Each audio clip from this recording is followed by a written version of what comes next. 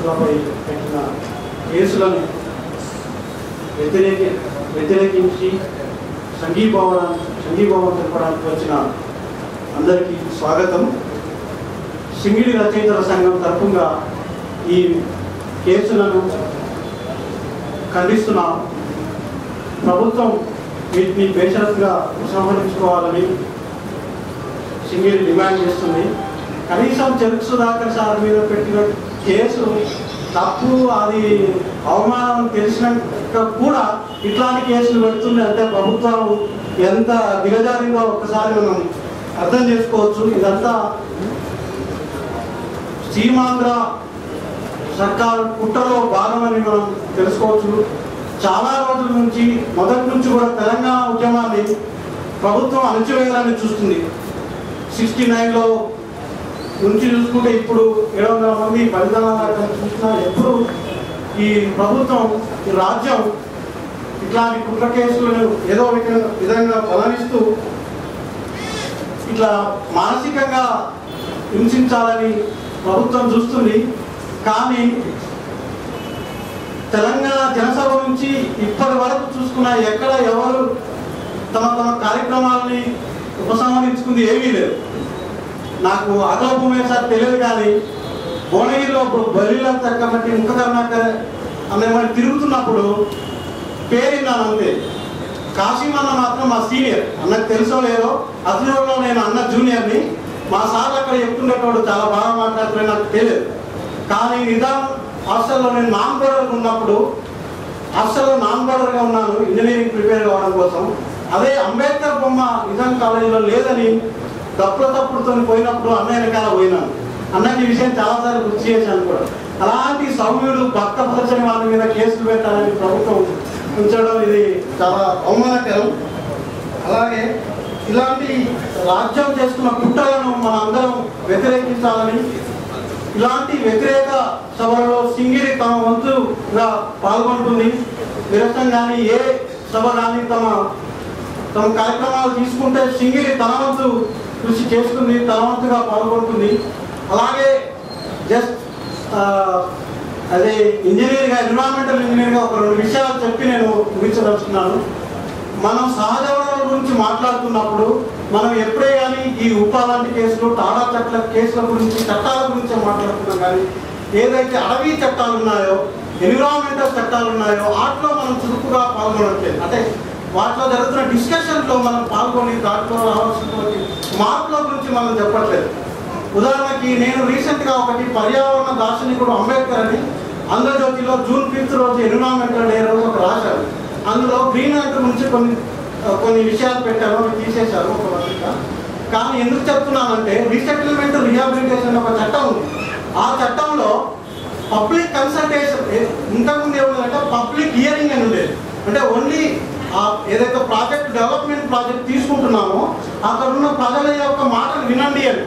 తర్వాత ప్రభుత్వం కొంతమంది ఎవరో మేధావులు ఎవరో పబ్లిక్ కన్సల్టేషన్ అని పేరు మార్చింది. అంటే వాళ్ళు సంప్రదించండి అని, సంప్రదించమంటుంది తప్ప వాళ్ళు వ్యతిరేకిస్తే వద్దని చెప్పట్లేదు. మళ్ళీ సంప్రదించు అంటే వాళ్ళు రికార్డు చేయి ఏం చెప్తున్నారో ఆ రికార్డు మినిస్ట్రీ ఆఫ్ ఎన్విరాన్మెంట్కు మీరు పంపించండి. అది ఒకవేళ జాతికి ఉపయోగపడుతుంది అనుకుంటే మళ్ళీ చేయండి అని చెప్తుంది. అంటే వాళ్ళే మీరు పబ్లిక్ని కన్సల్ట్ చేయండి అంటుంది, వాళ్ళు ఒప్పుకోకుండా మీరు ప్రాజెక్టు నిర్మించండి అంటుంది. సో ఇక్కడ ఇలాంటి చట్టాలు రూపకల్పనలో మనం పాల్గొంచుకుంటారేమో అనిపిస్తుంది. ఉదాహరణకి ఇప్పుడు land acquisition and R&R bill 2011 వస్తుంది. అందులో ఏదైతే అక్కడ వచ్చేటటువంటి ప్రాజెక్టులో కొంత భాగాన్ని ఆ లోకల్ పీపుల్ డెవలప్మెంట్కి ఇంత పర్సంటేజ్ ఇవ్వాలని ఒక ప్రతిపాదన ఉంది, ఒక పాయింట్ ఉంది అందులో. కానీ అది ఎంత పర్సంటేజ్? 0.1 to 5%. అంటే ఏదో ఇస్తున్నామని చెప్పడం కానీ ఇవ్వకపోవడం.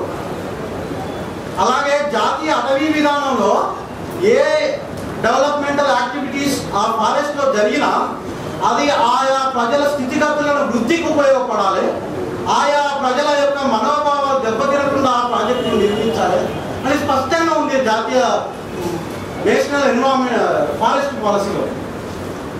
అంటే ఇక్కడ ఏదైతే టెక్నికల్గా ఉన్నాయో మన భారత రాజ్యాంగం సీట్స్ తీసుకోండి.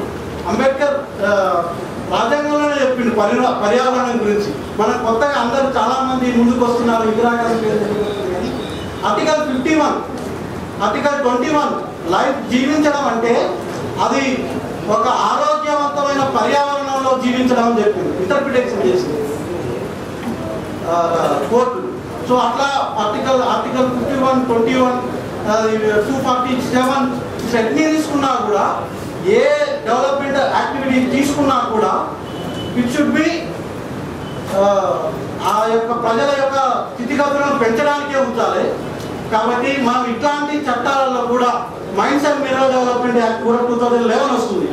అందులో కూడా ఇంత పర్సెంటేజ్ ఇవ్వాలని చెప్తుంది. ఎంత పర్సెంటేజ్ అని వాళ్ళే డిసైడ్ చేస్తున్నారు. అది ఏ కొనుక్కు సరిపోవాలి, ఇచ్చే 0.5%. సో ఇట్లాంటి ఏవైతే కొన్ని డెవలప్మెంటల్ వచ్చే చట్టాలలో కూడా మనం పాల్గొని ఇట్లాంటి గ్రీన్ అండ్ విషయాల మీద చర్చించుకొని ఇంకా డెప్త్గా ఆ లోకల్ ప్రజల్ని ఎంకరేజ్ చేసి వాళ్ళని ఎడ్యుకేట్ చేసే పనిలో కూడా మన ఇలాంటి విరసం లాంటి సింగిరి తెలంగాణ, ఎందుకంటే మన సహజ వనరులు చాలా ఇంపార్టెంట్. సహజ వనరులు బ్లాక్ చెక్ లాంటివి.